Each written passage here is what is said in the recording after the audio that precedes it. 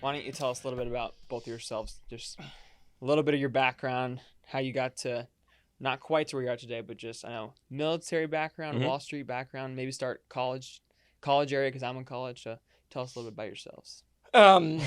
As we earlier talked about, went to University of San Francisco and got recruited out of University of San Francisco and started on Wall Street for about 15 years and had a great time doing that. I think it was a difficult, really hard charging atmosphere to go right out of college and being held liable to meeting goals, being surrounded by people who were very smart, very clever, and doing very complicated and circuitous things as well. And during that time, around like 13, 14 years, I got diagnosed with a condition called rheumatoid arthritis.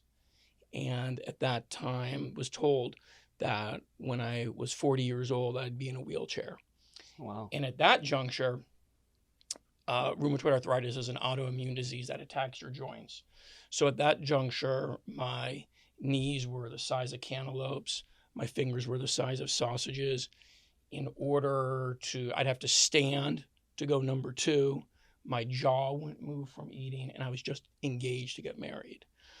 So I kind of lived with this thing that I would not allow people to walk through my mind with dirty feet. And I thought a lot of people bought into what just one doctor says. But that doesn't mean that's my destiny. That doesn't mean, what I habitually think greatly determines what I become. And decided at that juncture that I wanted to, with rheumatoid arthritis, climb the 7 summits. And that included summiting Mount Everest. And so I took this project and said to my firm and said, this is what I'm going to do. I'm going to need some time off. And climb the 7 summits. And when I climbed Mount Everest, I did that with active rheumatoid arthritis. I wasn't cured of it. I didn't have, it's not in remission or anything like that. I did that with that condition, with terrible knees, terrible elbows, terrible fingers, and was able to summit that incredible mountain. And I did that about 10 years after being diagnosed. Wow. And by that, doctor saying to me that I'd be in a wheelchair. So that was a thrilling thing. And what's the impact of having rheumatoid arthritis, if I'm even saying it right, day to day, and how does it impact your life in those early years that the diagnosis came about? Yeah, well, when I was first diagnosed, it was debilitating to be in my 20s and just getting married and not being able to carry in groceries, having to stay in bed on the weekends, not help my wife build furniture and do things of that nature, and that traditional role when you have a partner, how you help one another. And once I finally got over that and really got into the mindset that I controlled my destiny, that there was no frontier, was no border that I had to listen to. I could do what I wanted. That really helped me evolve as a man into what I wanted to do. And I understand. I didn't just decide, hey, I just want to walk around the block. I want to climb Mount Everest, and not to base camp. I want to go to the top, up to 29,035 feet. And I think the interesting thing with having rheumatoid arthritis, I still have it. As we sit here today. That's what I'm wondering. Yeah. So how? Yeah, so is it? Do you think it's more of a mental thing? Do you have a certain diet? How do you, if you said wheelchair? It's a great question. And I think a lot of it is a lot of determination and perseverance. The ability where my pain threshold's high. What might be a 10 for you is a 3 for me. I am able to really, and I hate to use this word, just kind of suck it up and keep going. Because guess what? I'm here once, and I have a lot of things I want to do. Mm-hmm. I do not want to sit on the sofa and be taken over by this condition. And yes, that can happen to a lot of people who have rheumatoid arthritis. And why I put my feet on the floor every morning is not only for what we're doing at our company, but I know, hey, I have this shot. I was supposed to be in a wheelchair. Yes, right now. Do my knees hurt? Does my back hurt? Do all my fingers hurt? Do my wrists hurt?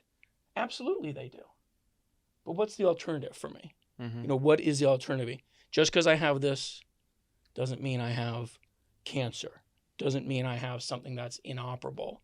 I am still here and I'm still standing, and I'm very motivated and determined to work in the field that we are in, and we're deadly serious about that. So it is a condition that is a nasty thing to live with. And it's mainly nasty because you can't see it. You know, you wouldn't know that if we were just sitting here. Right, I had no idea. You'd have no idea. Yeah. You know, even walking up the stairs, when I see the stairs, my first thought is, uh-oh, here we go. I didn't even You know, notice. you wouldn't even notice that. No. But in my mind, I'm like, Yeah. here we go. Got to get up these. Mm-hmm. And, you know, from me being able to have done that on all the summits across the world. And So you what are the 7 summits? they are Denali in Alaska, Aconcagua in South America. That's the highest mountain outside of the Himalaya. Everest, of course, in the Himalaya. In Europe, it is not Mount Blanc. It's called Mount Elbrus, and it's in the middle of Russia, right next to like Georgia and Chechnya. Wow. Very interesting place to go to that you can't go anymore right now at this juncture. And then Vincent Massif in Antarctica, and then there's a couple in Australia that they claim, because Australia, the one actually on the mainland of Australia, is like 500 feet. So there's different mountains that they do. But for me, you know, Everest was the big one, and I had always wanted to climb it. The first date with my wife was in '97. Do you remember when the IMAX movies were coming out? Yeah. And they had this first Everest IMAX movie, and it was just incredible. And we saw that. I took my wife to see it, and I said to her, if you're in for me, you're going to sign up for this at some juncture. First date? Yeah, first date. First date. Second date was an MRI on my knee because my knee was swelling. It was the funniest date. She sat in an MRI with me. What am I signing up for? She's like, what is that? And I didn't make it the first time I went to Everest. I got punched in the face pretty hard at about 23,000 feet. But I think that made summiting even sweeter. It really gave me a great vantage point on climbing, in that the point of climbing was not for people to look at me. It was for me to go to the top and look out there and see what I could do to change the world. And that's really, as I know we're going to get into a later portion of this, what inspired what Derek and I are doing. Yeah. So you did all this while you were still technically working on Wall Street? Like you took like a hiatus or like a break? Or I took a big hiatus. Yeah. I said to them, I'm just going to go climb Mount Rainier up in Washington. And then I was like, I'm going to go climb the 2 highest mountains down in Mexico. Yeah. And it just kept going and going. And my wife and I, we were starting to have kids. And as I mentioned, I'd been on Wall Street doing that grind, especially West Coast hours from 6 to 3 every single day. So I just kind of merged out of that, because when having to climb Everest and the constant training, remember, I have rheumatoid arthritis. Mm-hmm. So when I would train each day, I got to recover. We have to do things. My wife would have to put every night ice packs on my feet and my knees and do a ton of things to keep the engine going. So those were that sort of suffering I had to endure physically and mentally. There was no way for me to also sit in Wall Street meetings while Right. I'm having those meetings, but I was very determined, because I wanted not only to show my wife and my children that you don't have to listen to what everyone says. If you have a goal in mind, you can get there. Yeah. As long as you are headstrong, determined, and have great courage and guts to do it. And I think that was an important part of the evolution of who I am, and was able to kind of bring that into everything we do at work, because, if I can endure that kind of suffering. Don't a number of people die trying to, maybe I'm wrong, but don't a number of people die each year trying to, Yeah, like there healthy people? Yeah. Yeah. And even on my trip, we lost one member of our team, gentleman from California. He passed away, and very surreal thing, having someone who you were climbing with no longer there. Mm-hmm. And that, I had never seen a dead body before in my entire life. And How big was the pack of people, remember? that time we were about 10 Western climbers, and that includes So it's Australia. Pretty intimate group. Yeah, then, and then our wonderful Sherpa climbers as well.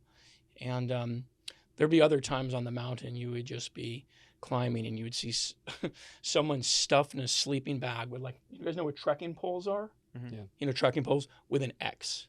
Yeah. And you would just climb by that. And this was low on the mountain, and you climb by that and you would be like, that person is the same as us, like, has loved ones, is just trying to do something remarkable that they're really moved by, and now they've passed away. And high up on the mountain on our summit attempt, you leave, that area is called the death zone. It's between 26,000 and 29,000 feet, and they call it that because there's not enough oxygen up there to survive for longer than about 48 hours.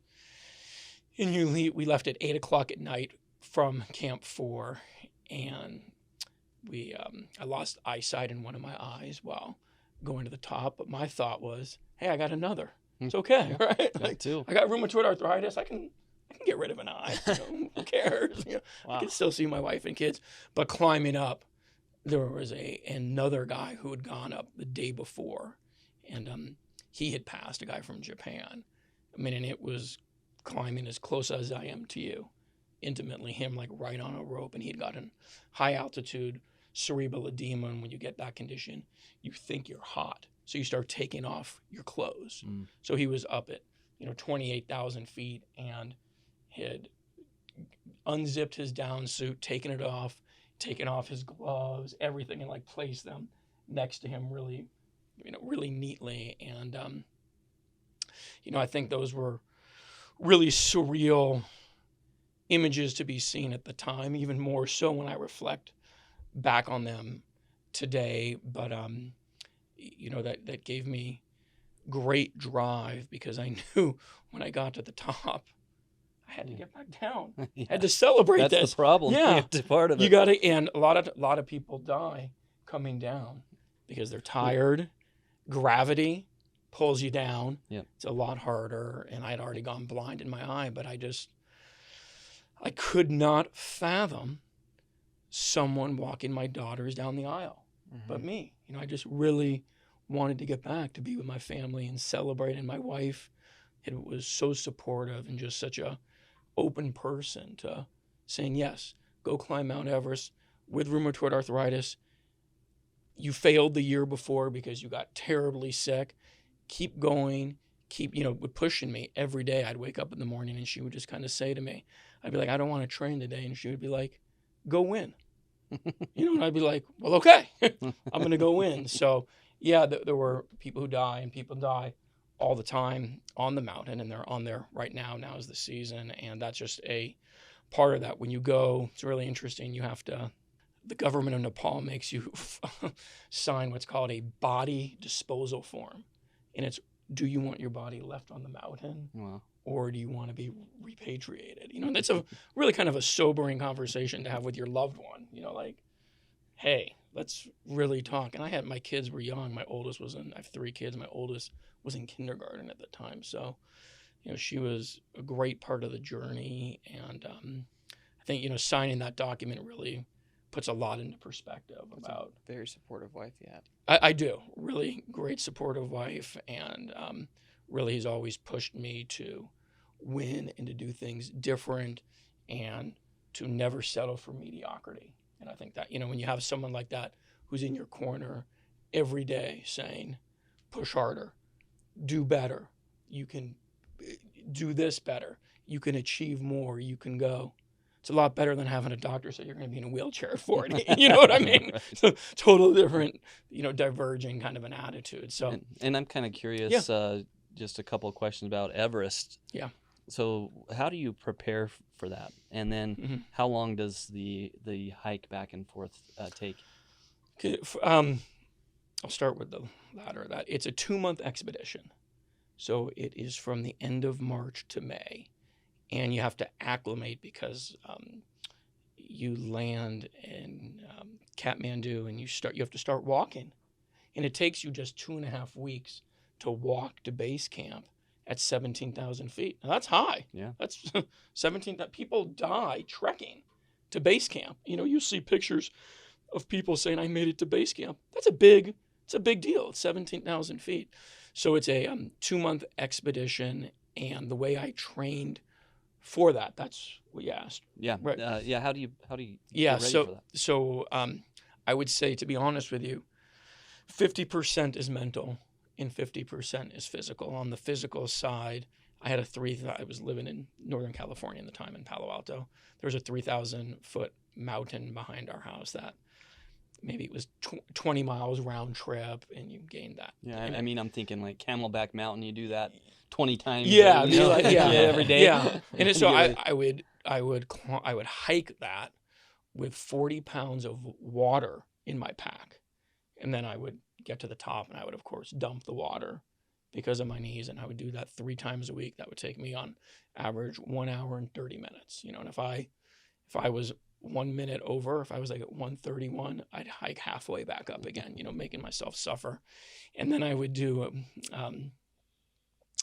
training out on a football field where I would sprint from the end zone to the end zone, and then I'd walk the circle, the half circle, and then sprint. And I would do that to just get the heart rate up, because what you're doing on Everest or all high altitude is you need to replicate building red blood cells, and you have to get your heart rate up and down.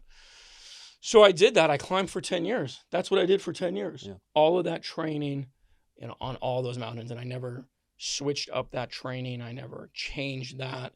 And I think when I did not make it in 2010, I came home very dejected. I came home and I said to my wife, I'm a failure, and she was like, you're not a failure. You came back. A lot of people make dumb decisions when they kind of see the summit is, 6,000 feet away. They're like, I can do it. And guess what they do? They die, and so we'd always talked about that I could go 2 or 3 times and just make good, prudent decisions. And I never forget this. I was eating dinner with my wife and my father, and, I said, I think I need to go back. And my father said to me, he said, you will never be able to look at yourself in the mirror again if you don't go back. It's bold. Yeah. It was and I think about like my own children. I would be scared to say that to them. Right. That's a scary thing. If he knows you well enough, and that it would, then yeah. And it obviously resonated. Yeah. And it really resonated. And so it's a 2-month expedition, which is, very difficult. But I think the mental side of it is also a big component, because I'm sure you guys have seen photos of people climbing over ladders over these massive crevasses. Yeah. And there will be people who get to Everest because you can't really replicate that anywhere else. And they'll get to that first ladder and can't do it. Yeah. It just, as we know, even in being entrepreneurs and so forth, fear is reaction, courage is a decision. You gotta, we all have fear. That's, of course, but you really have to have that courage to say, you know what? I want it. I want this. I want this. I want this. So that answer. Yeah. Cool. And I'm like, okay, now I want to know how you guys met. You got a hardcore business partner here. So let me go all the way back to the beginning. And then I'm going to talk about how we met, because it correlates actually with Everest a little bit. So. It does. Yeah. And I think it's kind of interesting. One of the things Jeff said is that throughout that whole experience, he made the decision that you can't just live by the rules that everyone else expects you to live by. I've always been that way. Mm-hmm. You remember those when you'd, watch a VHS tape, and at the beginning it would have that FBI picture, and it would say, if you try to break this copyright, you're going to get in trouble. Yeah. So I don't always share this story, but when I was in high school, middle school and high school actually, I've always been the type, I'm very curious, always liked the internet, and I can find information on the internet. And I don't exactly live by the rules always. And back then I would do things, and I remember once I discovered that you can actually see that exact same picture somehow on your laptop at home, because somehow what I was doing, the FBI said, hey, you can't do this anymore. You're going to get in trouble. My entire computer locked down for like 24 hours, and I stopped doing that thing after that. Wow. I think that taught me a little bit about how far I could go. Was that with video exchange or music exchange, or was it? Or, you don't have to be specific. I'm just. Yeah, it was just. getting access to like software and games that I wanted to try out How that old I were you? didn't want to buy. Yeah. Basically. How old were you when you did this? Like middle school, high school. So you're already like hacking in middle school and high school, like hacking. And That's code. proprietary. Yeah, I can't tell you. We can't tell you. I won't say that word. Well, But I'm very curious, and I'm specifically fascinated by how things work. Mhm. And I really like to figure out how things work by like figuring out how they can break. And that has stuck with me along the way. After high school, I had known that I was going to go into the Army. I got a full ride scholarship to do Army ROTC. And I'm Phoenix native, born and raised in North Phoenix. Decided I was going to go to Arizona State. And in 2010, that's where I went. I got my bachelor's in criminology. And I had this grand plan of doing intelligence in the Army. And then I was going to be, funny enough, in the FBI myself. Yeah. And I followed that all the way through. I commissioned into the Army. My wife and I both did, actually, as officers. We moved up to Washington State, and during that experience, I started working for a Special Forces group that's stationed up there. And when I had actually first joined the Army, that was when ISIS really started taking off. It was in 2014. That's when the videos that you'd see all over social media, all of a sudden they just moved across the entire country of Iraq and took over everything. And Yeah. it was blowing everyone's mind about how fast they did it. And I remember sitting one morning in the little like motel that we were staying in during my initial training in the Army, and they had the news on the TV. I don't usually watch the news myself, but I remember that day because that's the day that I saw the James Foley video. That was, I think, a like paradigm shift in how the internet is involved, not only in our personal day-to-day lives and how we communicate, but how social media and the internet is involved in these very global and political things that are happening.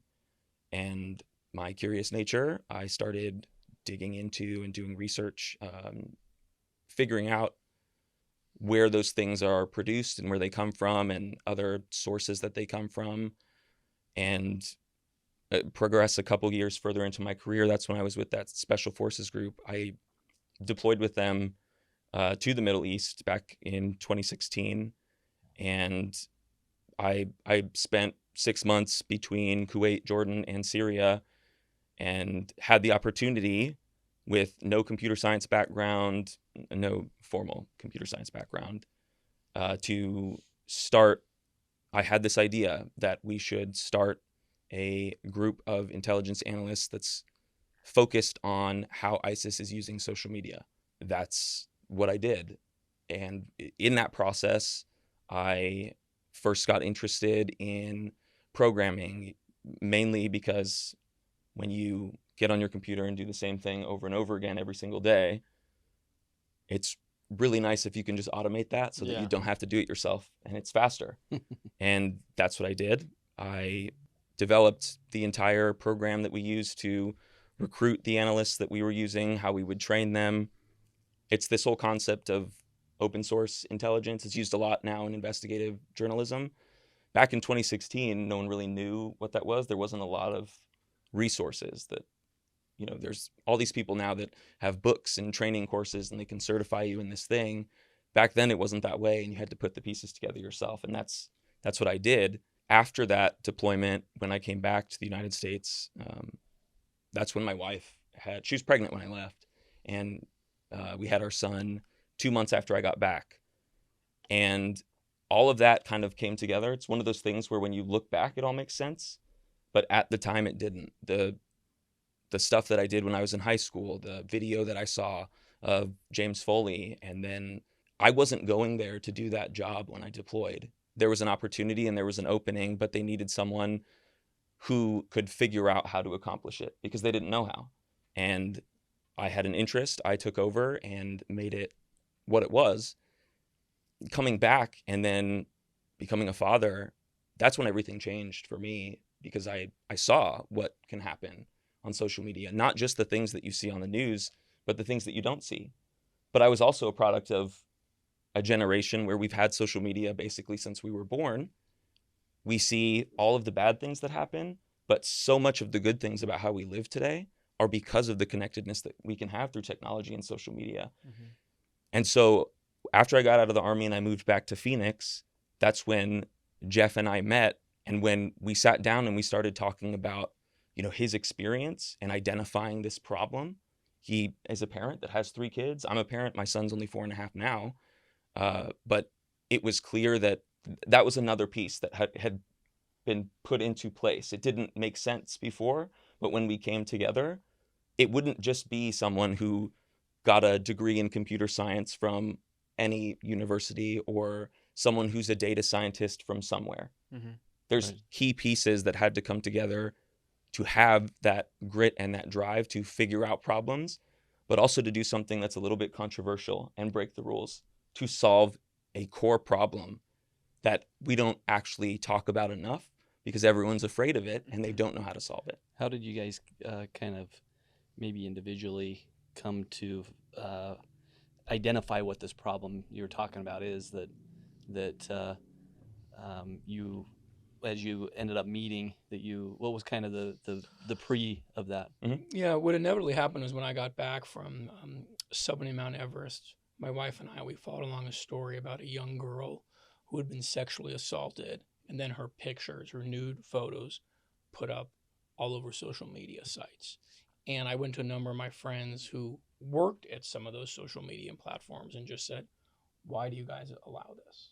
And of course, it's an ad-driven business. They want as many eyes on there because they have quarterly earnings where they have to make their billions of dollars. That's the bottom line. And is, from our backgrounds, a lot of pensions have money in those stocks, a lot of Taft-Hartleys. I mean, it's big business. And really at that moment, a lot of people go to bed and they'll have dreams when their head hits the pillow.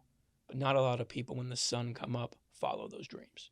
And I knew that was a core problem. And watching that girl being victimized twice, not only having a real sexual assault, but then being absolutely mocked on social for the rest of her life. It doesn't go away. And I knew that was a problem. And I wanted to partner with someone to really do one thing: stop social media from becoming a social disaster. Yeah. And it's not easy to find a guy in military intelligence who led a team that went after ISIS on social media. You don't find that on Indeed. Only one guy out there, really. There's more than one, but and you less probably, than 100, I think. Probably took you a little time to figure out how you would solve this, how you would do this, and so now you're a few years in, and before we I guess dig into that, if you go back to the beginning, what were some of the original ideas of how you would solve such a big problem? So when we met and started, when we think about social media, especially as parents and having kids, the first thing that we think about is all the bad stuff. We don't want I hate to say it, but a lot of high school, middle school kids are sending nude photos to each other. We don't want those to become public, right? Mm-hmm. Yeah. We don't want them to suddenly get in contact with a pedophile who's trying to groom them, and they end up sending nude photos to that person. We don't want them to get access to a bunch of content that we're not okay with at a young age before we think they're ready, before we're ready for it. That's what we focused on. Because it's openly accessible to anybody. Can just search for things like that on the internet right now. Yeah. The internet is a place where it was set up to prevent someone from stepping in and turning off free speech. And so the platforms, Facebook, Meta now, Instagram and TikTok, Snapchat, they're all covered under these laws that allow them to not have any responsibility for what happens on their platform because they're not the ones posting it. They're not the ones reacting to it. They're an independent third party, plausible deniability. Because of that, they are never going to want to step in and do something. There's no money in it for them.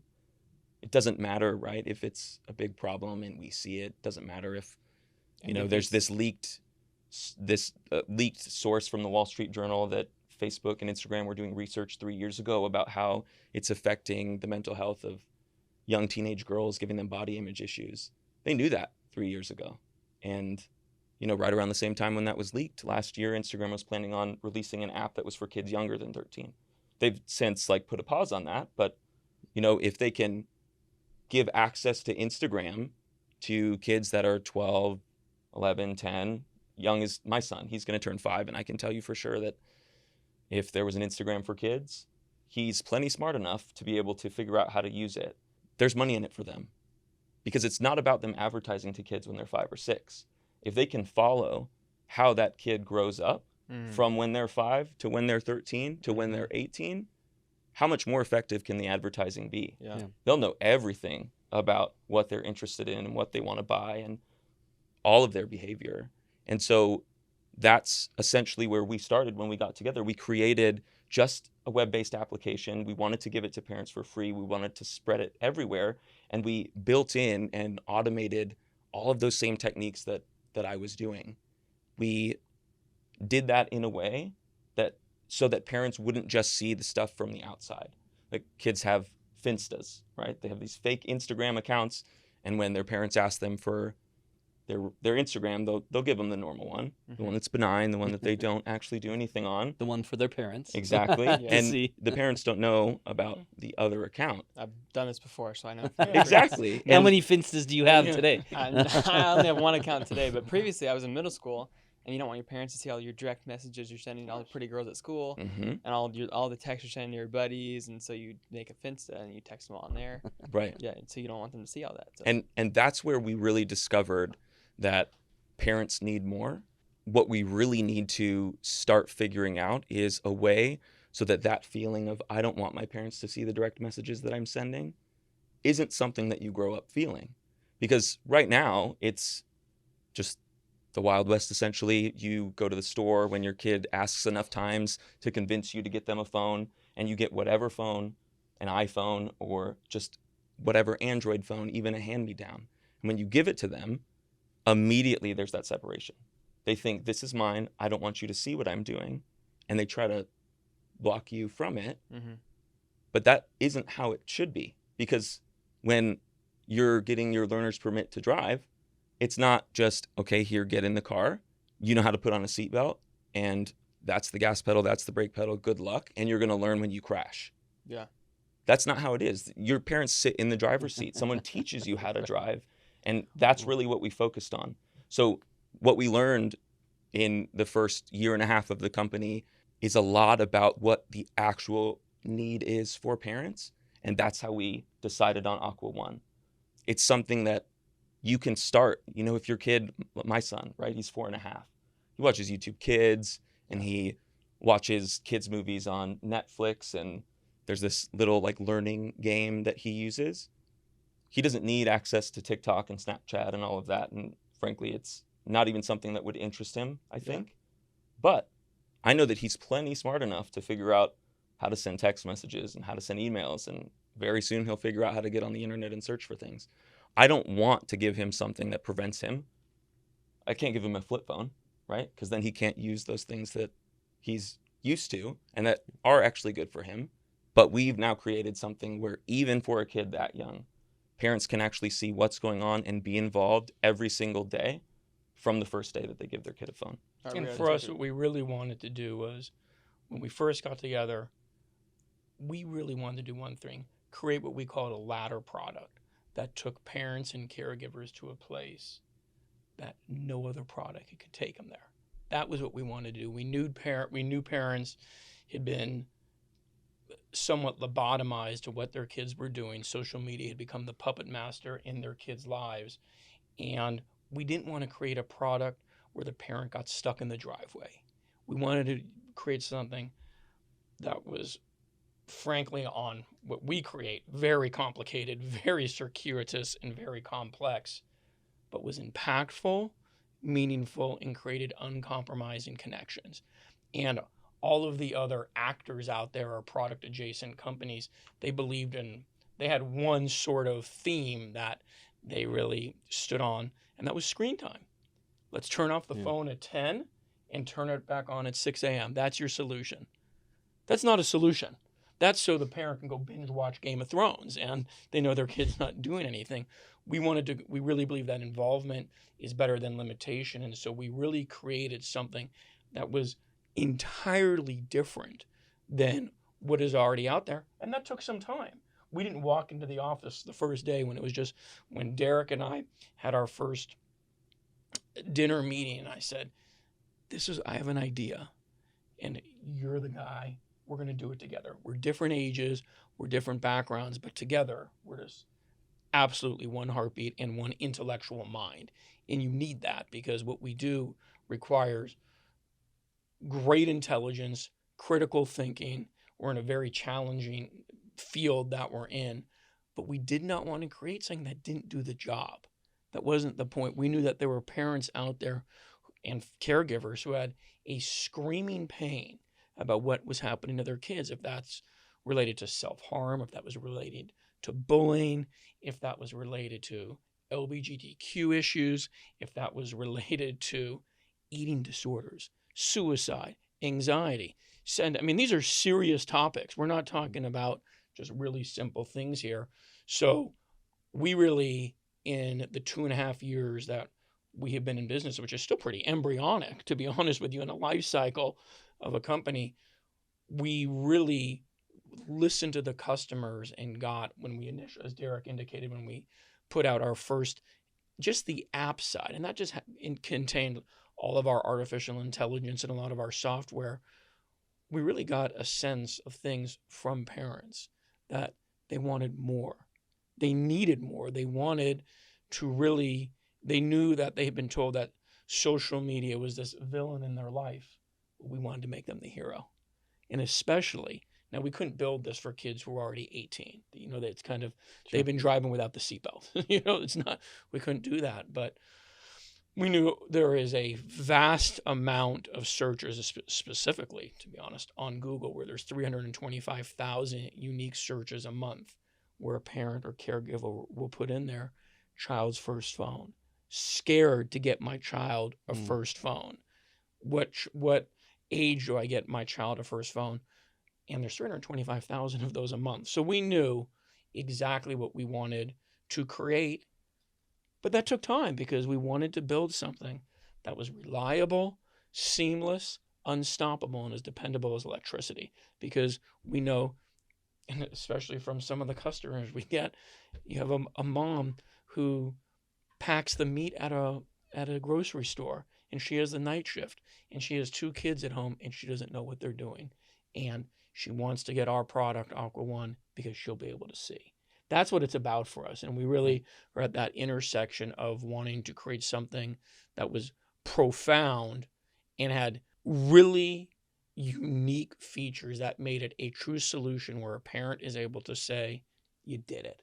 Not, you did it, but I wish I could also see their text. Right. We allow the parent to see everything, and that's from, as Derek indicated, from TikTok to Snapchat to Discord to Google search to text. And plus we bundled that with this really unique feature that we actually came up during COVID lockdown, because when we launched, like 90 days later, we went into COVID lockdown. They don't teach you that on Wall Street, how to pull that off, but we bundled that with what we called our mental health check. And it was created by our psychologist, and it is age-based questions that is given to the child 3 times a day, and it locks down the phone. They actually have to answer the questions in order to keep scrolling. Now, remember, we didn't build this for an 18-year-old, but we wanted to create something where parents were able to get a sense of their child's well-being, because remember, phones are being given to kids, as Derek, like his child, 5, 6, 7, 8, 9, 10, and maybe not to go on TikTok, but you're definitely watching YouTube. You're definitely looking up other things. And we knew that mental health check would be such an important factor because, again, we really wanted to focus on what we call KTIs, and we call them kitchen table issues, where we bring the parent and caregiver and the child back together. It's not so much, what are you doing on social media? No, it's the parent is able to see on our incredible cutting edge dashboard that the child maybe was on Instagram looking up pictures of Egypt and mummies, and the parent can buy a book of photography about Egypt and send it to them, and they're back in their life. That's kind of what we wanted to do now. Are there really scary things happening on social media? Absolutely. It takes 18 minutes on average for a child to get a predator to reach out to them and send them their first nude picture. 18 minutes. That's from when they first like open an app or get a phone, or Yep, 18 minutes. Yeah, from first contact to when they convince send it. them to send a new 18 picture. minutes. It's on average 18 minutes. It takes 2 clicks on Instagram for a child to find where to get fentanyl. It takes 5 clicks to actually log out of Instagram. That tells you something right there. Mhm. We know that 6% of all kids who are on Instagram have suicidal ideations. 1/3 of all girls who are on Instagram have body image issues. Cyberbullying is happening between 60 and 70% of kids on social media. 1/3 of all kids have suicidal ideations. Hospital-wise, we know that last year, mental health claims between the ages of 6 and 18 were up 100%, and they relate that to social media. Self-harm was up 333%. These are, stunning facts, and I think what happens is we read a lot about this in the media, and just because it's not in our family, we don't think about it, but it's real. Suicide happens, and we wanted to create something that, again, was very impactful, and again, allowed the parent to be the hero to their child, to what we call their precious cargo. Right. And that's the precious cargo.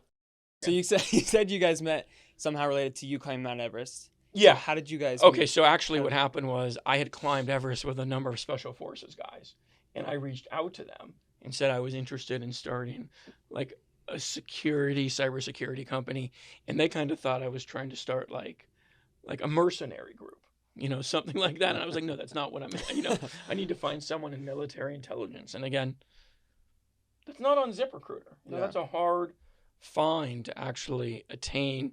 Not only finding a person who has a background, but also who has incredible intellect, incredible desire, able to mesh very well, with me as well, and me with him. So that didn't just happen in one day. That took time, and You found me through the internet, of all things. and we actually found each other through the internet after Tinder. Yeah, Exactly. OnlyFans. Yeah. He subscribed to Exactly. OnlyFans. It was OnlyFans. We definitely swiped right on each other. Oh yeah. We swiped right, and we met, and I am thinking back upon it, I think that when you're trying to start a company, you have to go out on a limb because that's where the fruit is. It just is not going to come to you. You have to want it. And I reached out to Derek and, said, hey, I'm interested in talking to you about an idea that I have. And I hope that you would be interested. And I think it's a unique idea, and let's get together. And we met for dinner and, had about a 4 or 5 hour conversation. And then at like 3 a.m, he was at a cybersecurity company after he got out of the Army. Okay. Yep. In Palo Alto. And I had lived in Palo Alto my wife is from Palo Alto, and I'd lived in Palo Alto for the past 20 years. And wanted to come here to start this business because I knew we would have a great competitive advantage. There's only 1,440 minutes in a day. I didn't want our employees to have to sit in traffic. I knew we were going to climb steep hills every single day, really steep hills. But your employees can't sit in traffic for an hour. They got to be able to go home and enjoy their lives and enjoy everything around them. So you chose Phoenix because in my mind, it's like if you want to do like a tech company, it's like California, like Silicon Valley. It's like that's the place and to I was be, in right? Silicon Valley. Yeah. I lived there, so I'm living in Silicon Valley, and I knew just the cost of doing business, the cost of time. Time is the most precious thing when you have when you're starting a company. You can't have employees sit in their cars for 2 hours. Yeah, they have to be able to afford houses, and for us, you couldn't do that in Silicon Valley. You couldn't have an office in Palo Alto and your employees buy houses in Palo Alto. Yeah, it's priced everything out. Yeah. The startups, unless you get a bunch of millions of dollars VC money, you're out of there. You have to go somewhere else. Exactly. And so we moved. I moved here even before meeting Derek. You can imagine that conversation with my wife. Not only have I climbed Everest, but now I'm saying, you lived in Palo Alto your whole life. We have 3 kids. We're moving And moving to Phoenix. because I'm starting a company. And Derek and I met, and I mean, it was love at first sight. Yeah. We knew. First date went well. Yeah, I mean, we just It knew. did. And I want to explain. So Jeff talked about his first dates with his wife. Our first date, he on this phone call told me nothing about the idea. I was going into that dinner with barely any information. I knew it was related to social media. And so he invites my wife and my son and I over for dinner to his house. Yep. Never met him before. And I'm naturally a skeptical person. Mm-hmm. I looked up the address and where it was and saw that it was 15 minutes from my parents' house. And so I texted my parents and said, here's where I'm going tonight. If you don't hear from me in about 90 minutes or 2 hours, like, this is where we are. Come save us. And to walk in with that, and then as soon as we met and sat down and started talking, you could just see that Jeff had identified a problem, and I had experience with the same kind of problem in a different way, and it naturally just came together for us. And the fact that he had planned his parents as plan B and all of his background meant he was the right partner for you because he has that mind. Absolutely. And I think when you start a company, it's so important to have a partner that not only, again, has deep intellect, but thinks like you and also thinks different. Mm-hmm. And I think that's where we complement each other Yeah. so well, that we're able to address different things at our company. Because building a company, it's like Everest. It's hard. It is hard to come up with an idea on a napkin. There is no articles to read about how we were going to do this. Yeah. There was no, hey, here's a competitor who tried it but didn't do it well, and we're going to expand upon that. That is not how it was.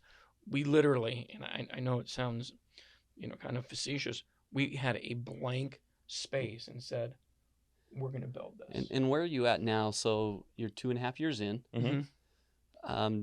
Did you follow the kind of minimum viable product MVP philosophy to Right. get something out and start testing it in the market? Can you tell us a little bit about that? Yeah, so that's exactly what we did. Originally, we started up front, I think, with a lot of, types like us, where we're thinkers and we have big visions and big ideas and big dreams. We like to start up front, fixing a problem with perfection. And what can happen is you make your scope like so humongous because you're trying to be perfect, that once you start trying to reach perfection, somewhere along the way you realize that finish line keeps getting further and further away. It takes you 20 years to do that. Exactly. We decided up front to target that MVP. That's what that original version of our product, the software, the app, was. It was the fastest way that we could get something out there to people who needed it, so that we could get in touch with a wider customer base, identify the pieces of what we're doing that really hit home with the need. And from that, with the pandemic and how that happened, us being locked down, and how mental health across the country, across the world, not just for kids, but also for adults, rose to the surface. That's where this idea of the mental health check was sparked from, because we saw that it's clear social media has an impact on mental health. But imagine if you were stuck in lockdown and you said that you were experiencing depression and anxiety and you were just spending your time on the internet and social media all day, and your therapist told you, okay, how about you just disconnect from social media for the next 2 weeks, close yourself in a room and talk to no one. That's what screen time is for kids. It's a shorter time span, obviously. That doesn't work. That doesn't help them feel less depressed and feel less anxiety. You can't just take social media away. But we need to develop a way so that this piece of technology that's in our pocket isn't something that's targeting us. It's something that's helping us have more self-awareness. And when you did that MVP, the beautiful thing about that is it's never going to be what your final product is, but you start to learn and get feedback and start a feedback loop. And then some of the original ideas that you had may end up being, that isn't a need. Mm-hmm. This is the need, like the example that you've come up with about the health check. And it's a brilliant idea, but it sounds like it came more from feedback than from Absolutely. It wasn't our out of initial nowhere. idea when we started. And I think, as you indicated, our goal, you can't boil the ocean when you start a company. You just can't boil the ocean. It's just difficult to do that. So we really, when we had our first kind of product out there, it was for us to learn. And yeah, some of that's in the trash can now. Yep. And it's supposed to be. Yep. I mean, that is how you build a bulletproof product, because some of your initial ideas, they don't turn out to be as useful or as impactful to a parent as we had initially thought. So it was just interesting that during COVID we came up with that health check, and we really decided at that juncture to really kind of bundle everything in there and do things in a completely different way that, again, there was no written articles about it. We would have to come up with this, or with Derek and the whole engineering team. How were we going to create a product where a parent didn't have to know the password to TikTok and Instagram to see what was happening? Right. Because that was in our initial MVP. And guess what? That is a piece of friction. That is a piece of friction that a parent doesn't want to have to deal with, and that's hard to deal with. So if you describe maybe not a 30-second elevator pitch, but maybe it's a 2-minute. So where is the product now, and what are the critical things that are in it that really make it stand out? How's it work? We are the most in a major inflection point of growth for us as a company. We are going to be in full public rollout in summer, which is an incredible thing for us, that we've squeezed this all into 2.5 years. We're really, to be honest with you, even the first couple months, we're just whiteboarding.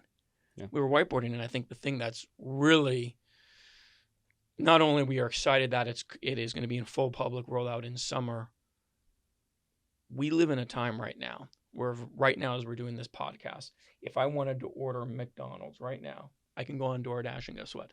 They're going to bring us McDonald's right now. And I might go to McDonald's after this. Yeah, talking. let's Sounds go. pretty good, man, honestly. Yeah, Can we finish this at McDonald's? I'm thinking Chick-fil-A. Okay, you know, whatever. it's It's whatever. good too. And we have pre-orders coming in from across America, from California up to New Hampshire.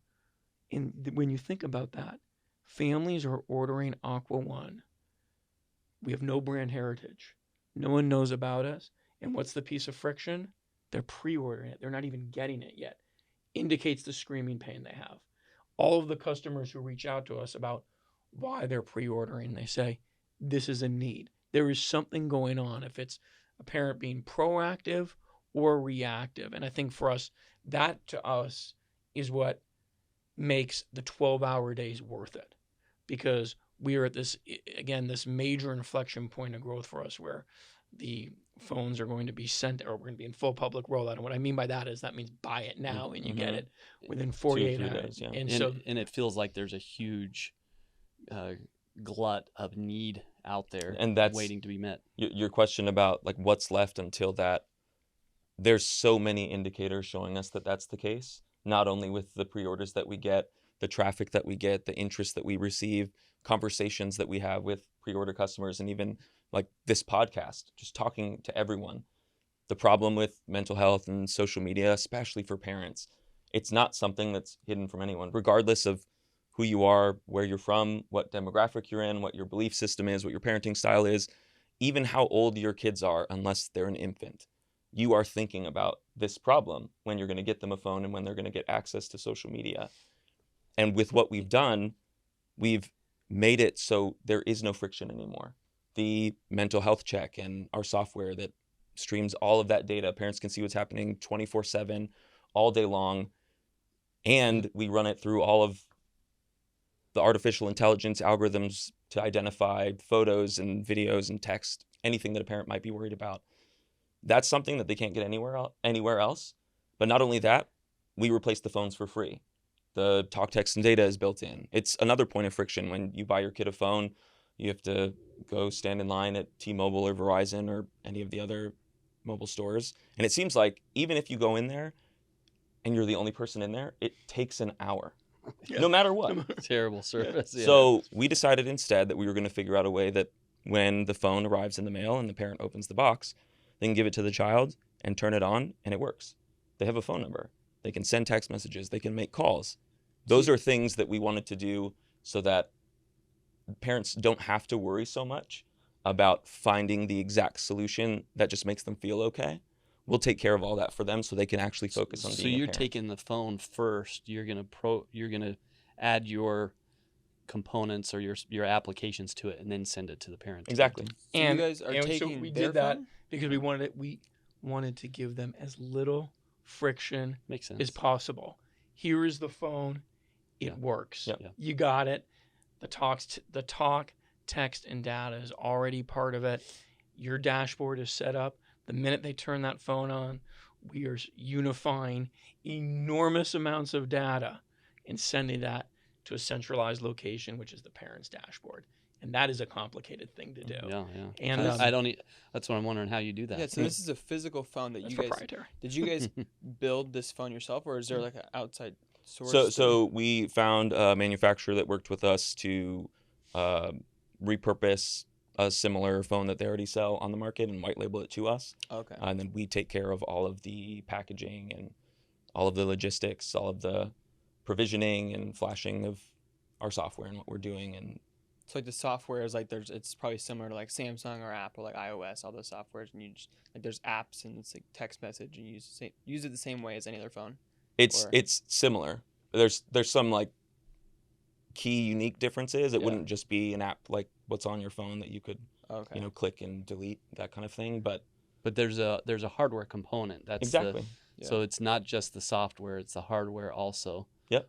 Got it. And that's There it is. that's all Oh, that this is it? Yeah. That's it. Oh. yeah, that's the so That's the child's alcohol. and that is what parents get for the subscription. It's one of those things where you sign up, there's no contracts, there's no worries about anything. You decide 2 years later that you don't want it anymore, just shut off your subscription and send it back. And then the child has access to a smartphone, Mhm. all the good things, maps and all the photos and Everything. stuff. But the parent has visibility now, where the current ecosystem, whether it's iOS or Android, it's very minimal what Yeah. they get to see. They can see screen time. That's We that's- have that's it. gone Yeah. robustly further. Yeah. Right. They get to see everything. Right. Everything. And we did that because we knew there was a set of parents who wanted to raise their children differently. Again, we didn't build it for an 18-year-old. That child has already been going without the seatbelt. We really built it for that parent who was giving their child a phone for the first time and saying, when we go to the pool for the first time, we don't just push you in without floaties on your arm. We go with you. It's a serious thing what is going on there on social media. So we knew there were so many parents, based on those numbers that we talked about earlier, who wanted something that was a completely different way of thinking. Involvement over limitation. Let's have those tough questions. You're a daughter and we have you in ballet, but you're on TikTok watching football videos. Do you want to play football? It's a good conversation. And that's what a parent would normally be able to do. Yeah. But because of social media, it's all a black box. It's all about they're not even looking with a Hubble telescope into their solar system. They're just figuring out, I can turn off the phone. That is not working. So we really wanted to binge build products that work for parents. Well, they were binge watching things, and their kids are binge scrolling. We really wanted to get that. I remember when I was young, our telephone was in the middle of our kitchen, and when you got on the phone, everyone heard what you were talking about, right? Like it was part of it. And then your mom could pick it up in her room. Yeah, and in listen. her room, Yeah, and listen, and you wouldn't even know. I Right? can imagine. You hear some breathing on the other end. Who's you're listening to like, this? Mom, get off the. That was just how it was. So we really went at it in a completely different mode of thinking, and that's because we think differently. We wanted to think of products that took our company to a different space, and I think that when you're building a company like we're building other entrepreneurs, that's how you have to think. You can't think in the mold. If you're trying to imitate someone, probably not a good idea. Yep. That's not a good idea. You really want to do things that I think are, you got to go out on that limb, because that dark cave that you fear it holds the treasure that you want. But how do you get through those 2.5 years? I mean, how does that really look day to day when you're trying to build this thing from whiteboard to end product? It's a little easy now because for somebody to come in and say, oh well, but you've been at this for 2.5 years. What does that look like, and how do you get through it? You know, financially and everything else. Commitment to, I mean, no real revenue. You have pre-sales, but I mean, like that takes true commitment. Probably coming from great jobs and faith. Cybersecurity, Wall Street, to come out and just start a company. 2.5 years of just straight dedication. Right? I would say that number one, it takes great perseverance and our ability to build a great culture and a great team, and bringing on employees who are rowing the boat with us because they're not renters. They're also owners. They have stock in the company, which is important, and them understanding they have true impact in their work.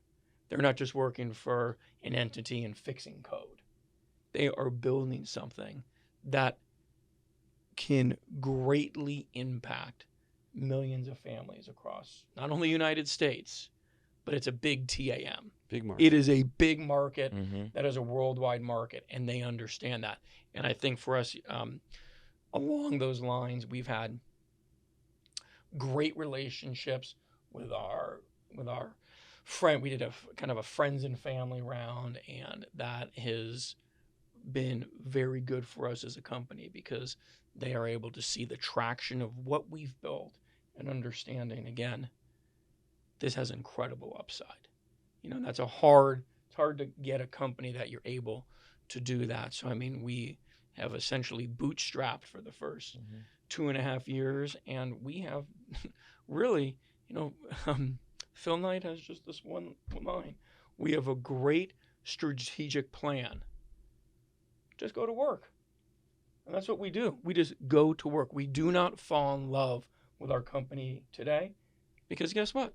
We got to go to work tomorrow morning. And that is just kind of the ethos of our company is just go hard, all gas, no brakes, work hard, rest on the weekend, no 0 days. And what does no 0 days mean? Doesn't mean you have to bust out 50,000 lines of code every day. But you always got to be thinking differently. How can we be better as a company? What can we do that's a better feature? What's something more advantageous that we can patent? What can we do every day? And I think we've really, we've been very lucky in the fact that my wife's grandfather was the head or the dean of the GSB, Stanford Business, Graduate School of Business. And he used to always say, his name was R.J. Miller. He died a couple years ago at over about 101 years old. And he used to always say this thing to me.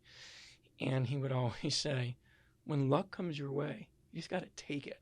And I think we have been very lucky in that, as Thomas Edison says, the harder you work, the more luck comes your way.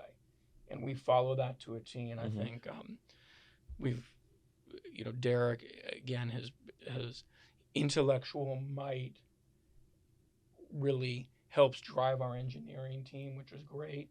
My intellectual slight, I will say, no, I'm kidding. And our intellect really works well off one another, and he's able to lead that engineering team incredibly well, and I'm able to lead overall everyone. And you need that when you're doing something that's such a big, it's a Mount Everest. Yeah, and I think that's going into it.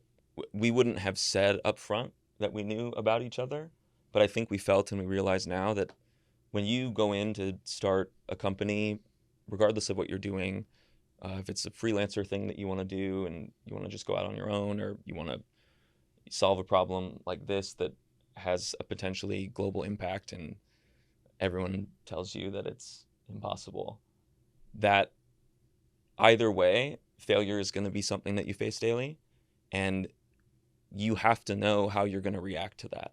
How are you going to react to having this idea on how to solve the problem, and you run, this little short MVP of that solution and it doesn't work, and then plan B doesn't work, and then plan C, and you've now done it 50 times. What do you do? Can you talk a bit about some of your pivots? So when you started this, did you think that there would be a hardware component to it, or was it just going to be software? Just software. Yeah. Yeah. We were focused completely on the software, and I think that's the lessons that we learned from that are the biggest one is that at the end of the day, if you've identified a problem and identified a solution, it's not up to you anymore to define exactly how to solve it. You are the one that has to be innovative. You have to think differently. But what you really need to do is be an expert at knowing the people who want to buy your thing, so that when they tell you what their problems are, they can't think of the solution themselves. You're the one who can dig deeper. You can dig under the surface of what they're experiencing and what they're feeling and why, and you can put the pieces together. And you have the perseverance and the commitment to the cause to say, we're going to pivot, we're going to figure this thing out, because to think about having a hardware component, software component on, and kind of competing with these, It's massively with Steve different, Jobs, huge, that bite's too big to chew for most of us. Mhm. But if you take it a little bit at a time, and here Mhm. you are a few years later, Yeah. because to me now, as I was reading about the company, I'm like, how are they going to do this? How are they really going to, get data from the iPhone? And now it makes sense that you actually have a full product, and that's how you'd have to do it. And I don't have any kids, but I'd like a pre-order one for my kids because I've had foster kids Right, I know you're before, fine. Yeah, and they all have yeah. to have phone, and you Yeah. try to you know it as parents, a huge wave of need out there that now I can see how you can actually address it, but bringing the hardware component makes sense. And You have to do and that. again, like you said, like we couldn't boil the ocean at the beginning. Exactly. We didn't even. Yeah. It's too hard when you're beginning. You're trying to hire employees. I mean, you're trying to do all these things, and I just think it's when you're looking at life cycles of a company, it's like you have to learn how to crawl, learn how to walk, learn how to run, and then get your ass ready because you're gonna fly. And you got to make sure you have that foundation ready to address that. And you mentioned, your voice is you're trying to heal it because you're doing some stuff on the East Coast over the next few days. You have a pretty busy calendar. What kind of stuff are you doing? Are you taking demos out? Are you fundraising? What's we have bootstrapped for the first 2.5 years, and we've gotten a tremendous amount of institutional outreach, and we're now actually beginning to have those talks. And I think it's a gratifying for us as a company to have a large number of entities reaching out to us, again, wanting to be part of us and join our collaboration. And I think, again, it just validates what we've built as a company and what we've done. When you really think about it, finding a hardware partner, finding a network partner, we did that on our own. Yeah. We did that. How big is your team? We have 15. 15, yeah. 15 here, and then That's we a have lot to do with 15. But we're folks. hiring too, so Yeah. Yeah. Oh yeah, we do. We just hired 2 Yeah. more people, and then we're hiring. more. Yeah, we're Yeah. more people, and that's and then, You're doing a lot. yeah, and that's part of scaling and so forth. But I think for us, we live by this saying: if you chop your own wood, it warms you twice. Yeah. And it really does. And I think that we could have very early on teamed up with some sort of institution, and we would have said, we need a hardware partner, and they would have said, okay, great, we have one for you. Yeah. No, we did that ourselves. We did those cold calls ourselves and made those partnerships happen. And I think that's what gives us such strength in what we do, that we're able to do a lot of this on our own and not just say, hey, help us. And I think so. I think for us, back to what you're saying, with a lot of institutions, with a lot of different structures reaching out to us, I think it's just a interesting time for us to talk to them, and it brings us great validity because they know the rocket ship is on the pad and the engines are firing up, and we're really at a major inflection point of growth, and we're excited. Well, my last question that I usually ask most of our guests is, I'm in college, and there's a lot of young people listening to this podcast that are probably wondering what skill sets it takes and what it takes to really start an entrepreneurial journey, start a business. Because I have a lot of friends in college who want to start a business and they don't know exactly what they want to do yet. So what would your recommendation be for first an industry to go into, and second, just advice on starting a business and what skill sets you need, and what you need to learn and mindset in order to get there? There's a lot in that question, I know, but Well, I can kind of start, Doing the I think. first. You know, when it comes to how to get started, especially when you're trying to identify what industry you want to go into, I think there's a couple things you can look at. One is if you have an idea to do something that no one else is even thinking about, that is probably an industry that's ripe for disruption in some way. Or if you've identified an industry that is archaic and old, moves very slow, there are those out there, you can move in, and what you need to do is create a better experience, make it easier, make it faster, do all of the things that we would want. Mhm.